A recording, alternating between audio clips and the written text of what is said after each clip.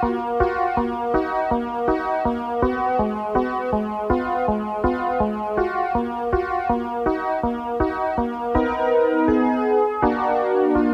árvasság, vakrémület,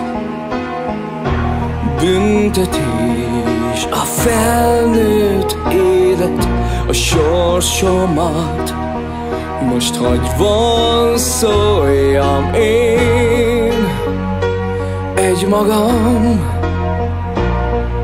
Egy láthatatlan villanás nem vezet már kézen fogva az éj sötét és félelmes ölén. Most hogy nőjek föl én?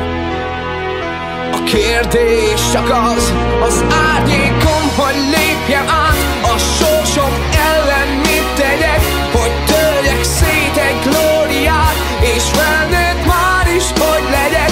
Kérdezni, hogy kell, annak ki sejti önmagát, és hogy lesz szabad, ha a saját árnyát sosem lépi át.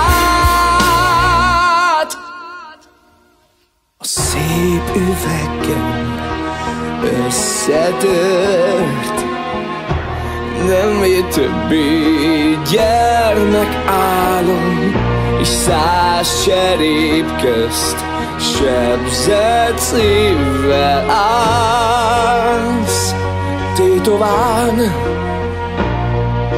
Ha rád zuhan egy szarvilág, hogy bírnád el gyönge vállal, átkozódhatsz, senki nem felel,